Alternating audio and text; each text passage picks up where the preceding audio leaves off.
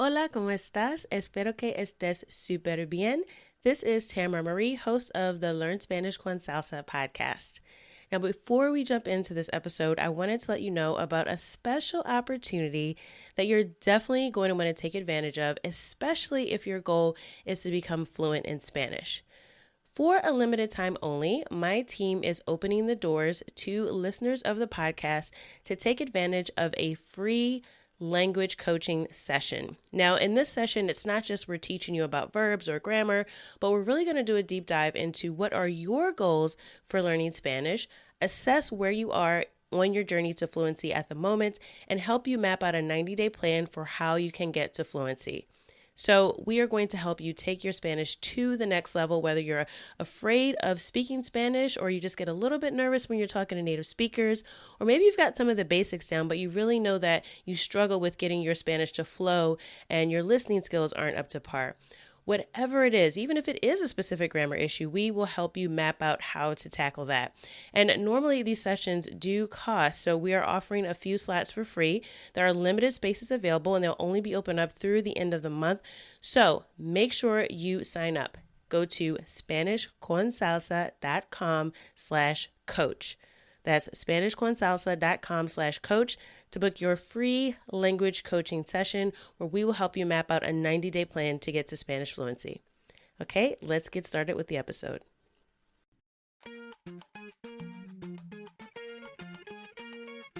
Bienvenidos! Welcome to the Learn Spanish con Salsa podcast, the show for Spanish learners that love music, travel, and culture. Close your grammar textbooks, shut down the language apps, and open your ears to how Spanish is spoken in the real world. Let us show you how to go from beginner to bilingual. Here is your host, certified language coach, Tamara Marie. Hola, bienvenidos al episodio 111. Welcome to episode 111 of the Learn Spanish con Salsa podcast. In this episode, I'll be answering a question that came in from one of our listeners. A few weeks ago, I received this message from Christen, and I decided to answer her question on the podcast because I think it's something that can help a lot of people right now, especially if you've been spending more time indoors, more time with the members of your household. I think her question can be really helpful to more of our listeners, so I decided to answer it here on the show. So here's Christen's question. She says, I'm trying to learn Spanish and I've been listening to the Learn Spanish con Salsa podcast. I was wondering, however, how my family and I, hubby and 2 daughters ages 6 and 2, can all learn Spanish together. So this is a great question because oftentimes we find ourselves pursuing our individual goals and we need the support of those around us, of our family, right? But it can be difficult if maybe they're not learning Spanish at the same level as we are, or if we have a desire, especially to pass on our Spanish ability to our children, right? It can be difficult to really figure out how to do that. So I'm going to talk about some ways that you can incorporate learning Spanish into your family life, so it's not just something that you're doing all by yourself. Now, before we get started, I have to let you know, because I will be mentioning a lot of different resources in this episode, but don't worry about sitting and trying to copy them all down. I actually have created a page on our website so you can access all of these resources, and I'll have links to everything and some pictures as well so you can kind of see what I'm talking about. So just go to learnspanishconsalsa.com/family. learnspanishconsalsa.com/family. And you'll be able to find all of the resources that I talk about in today's episode. All right, so let's get started with my first tip. I know that you probably, if you're listening to this podcast and you have a desire to learn Spanish, hopefully you've set your own goals for reaching fluency, right? And we started out this year with a goal setting series where we actually broke down how to set your goals for different skill sets, for different areas, achievement goals versus knowledge goals, and all of that. We've already sort of been through that on the show. But there's also this element of bringing your family together to be exposed to and to learn the language. Now, Every member of the family will probably have different levels of interest and ability with the language. So even though you have your own individual goals, it's also a good idea to set a family goal. Your individual goals will be personalized to you and what you want to learn, and maybe you have a specific outcome that you're looking for.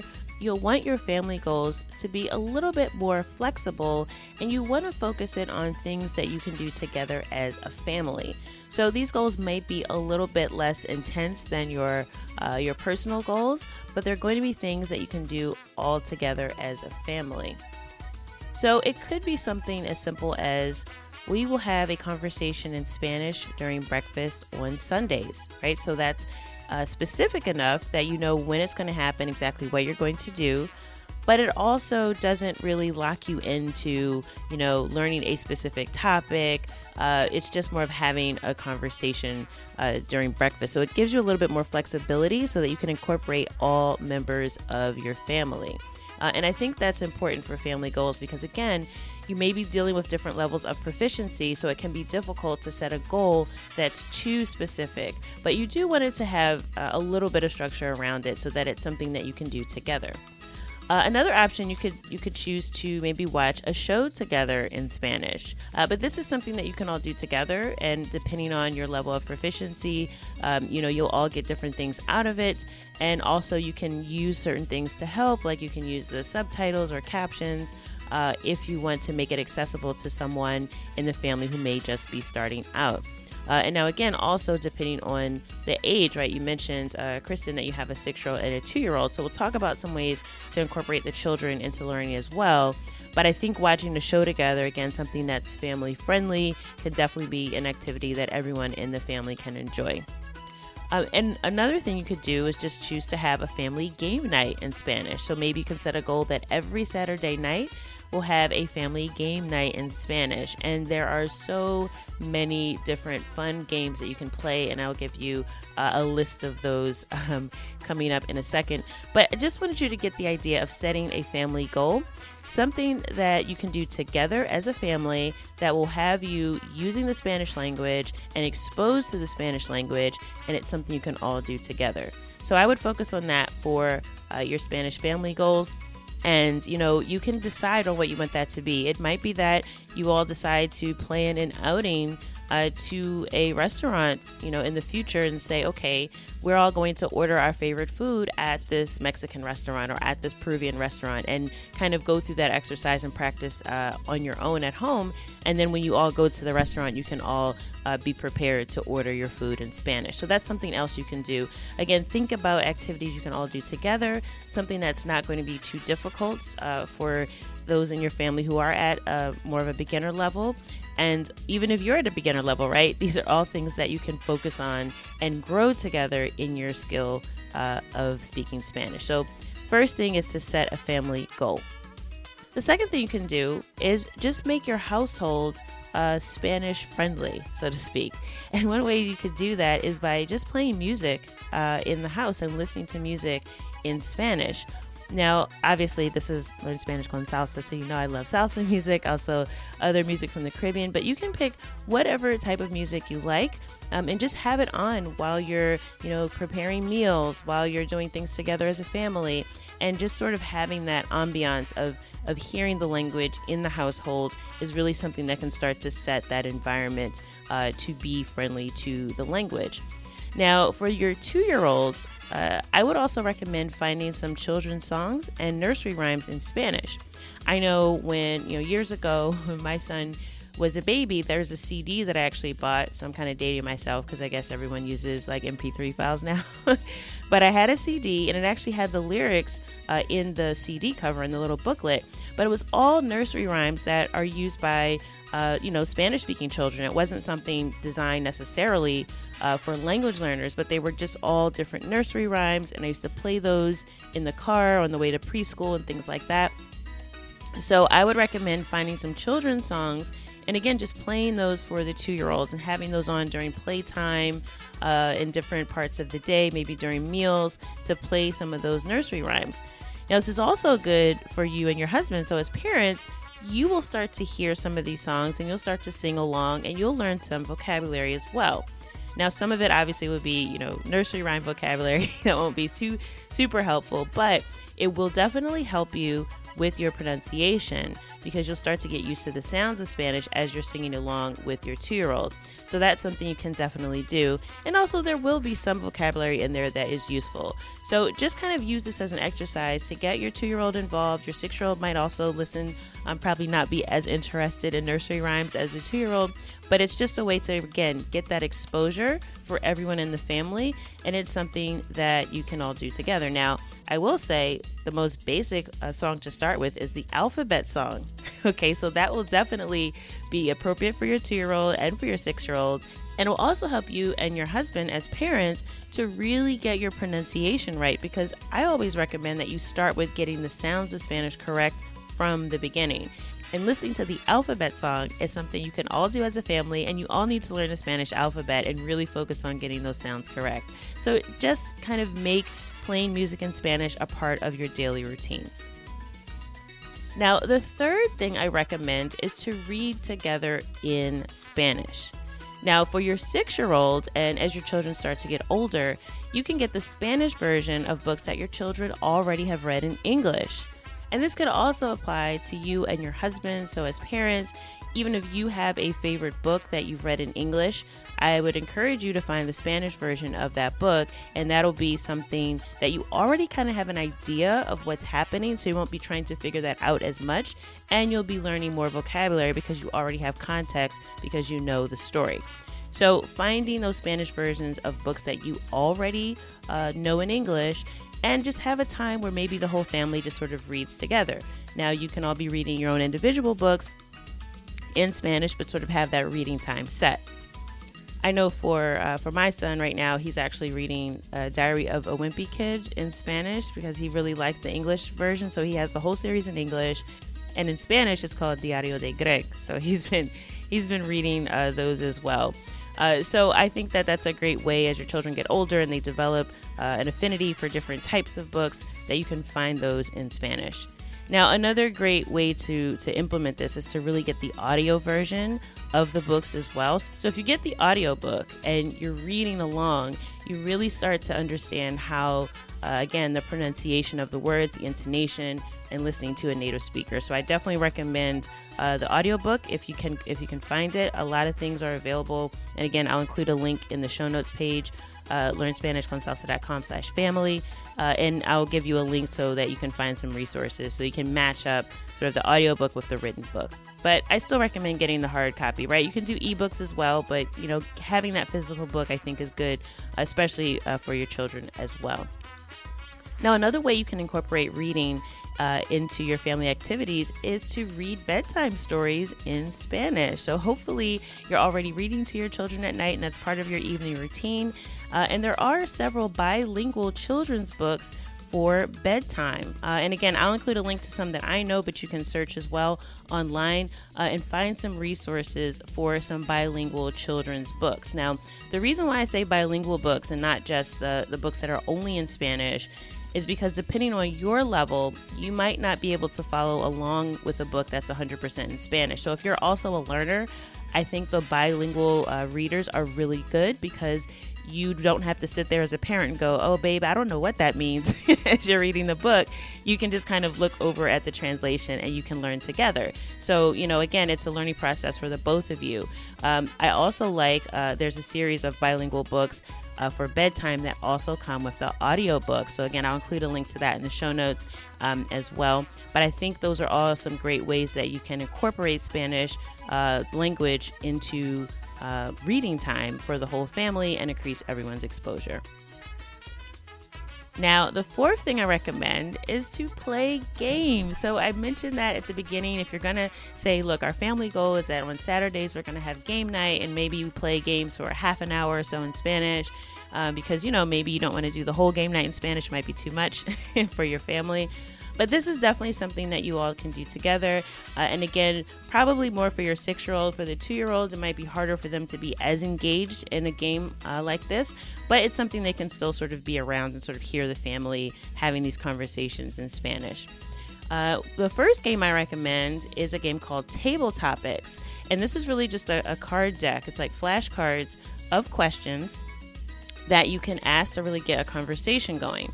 So table topics they have just for adults and they have it in English, but there's also a bilingual version of table topics where they have the questions in both English and Spanish, and they have one specifically for families. So some of the questions are like, ¿qué tipo de videojuego te gusta? Like, what type of video game do you like? So, so some of the questions are actually child friendly.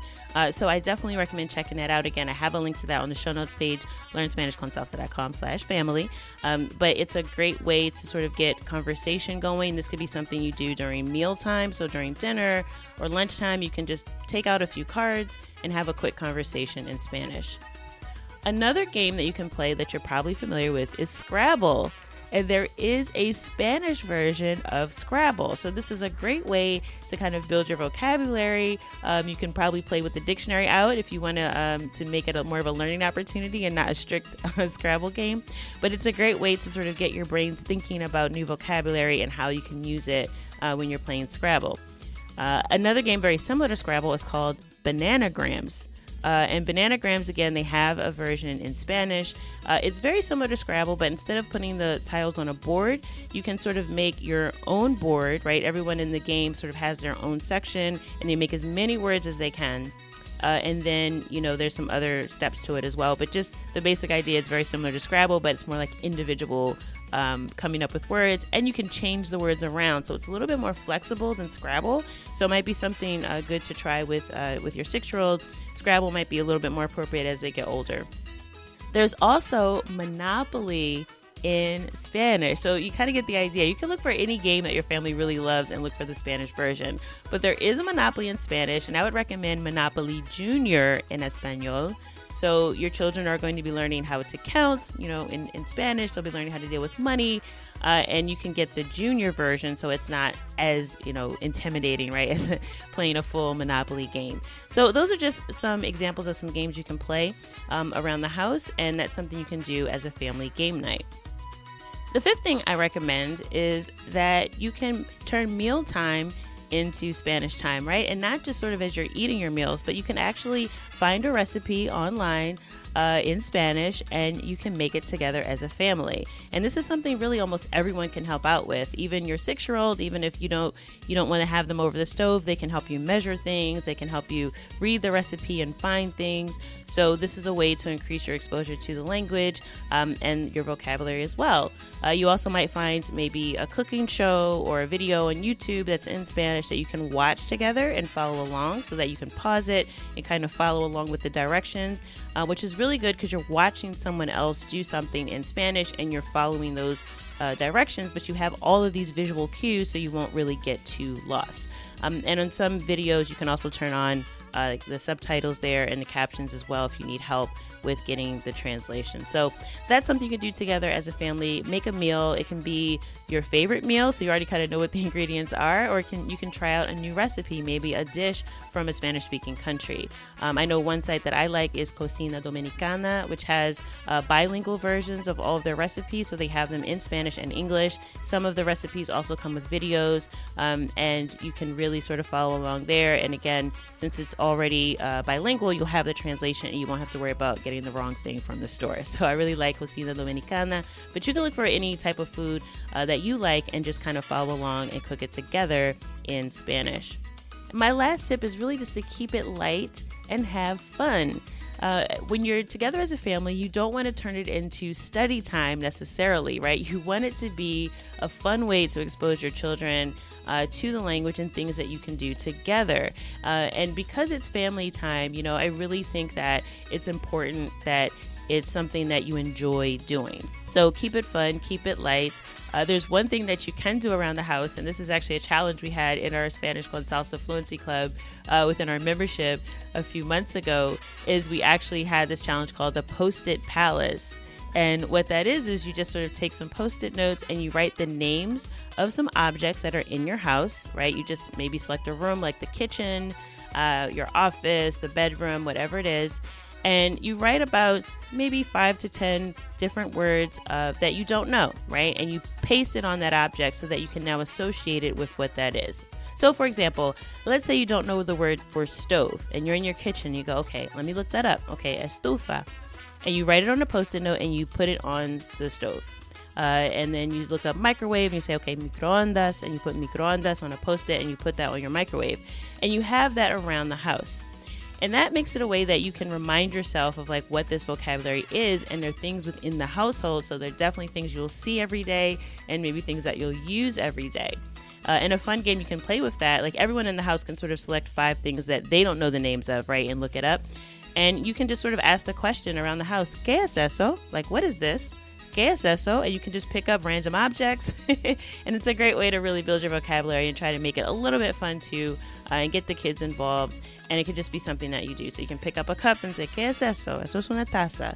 And you can also modify this for different levels. So if someone is a little bit more advanced, you can ask them to give you more details, right? Okay, it's a red cup, right? Es una taza roja. So just kind of use it to adapt as you guys grow in your ability to use the language. And you can play a game like that that's really simple. And again, the idea is just to keep it light. So I hope this has been helpful. So just to recap, the first suggestion I have is to set family Spanish goals that are different from your individual goals. The second is to create an ambiance or an environment where you hear Spanish around the house. So listening to music can be a great way to do that.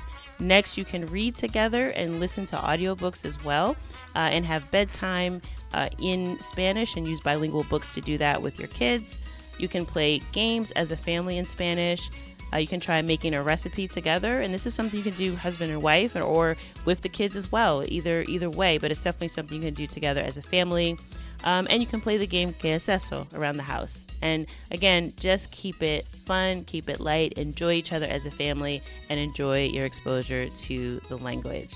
So I hope you found that helpful. Again, for links to everything I mentioned on this episode, including every single game, because it could be a little difficult to find some of these, to find the right version. So I do have links to the games that I mentioned, the table topics, the Spanish Scrabble, Monopoly Junior, all of that on the website at learnspanishconsalsa.com/family.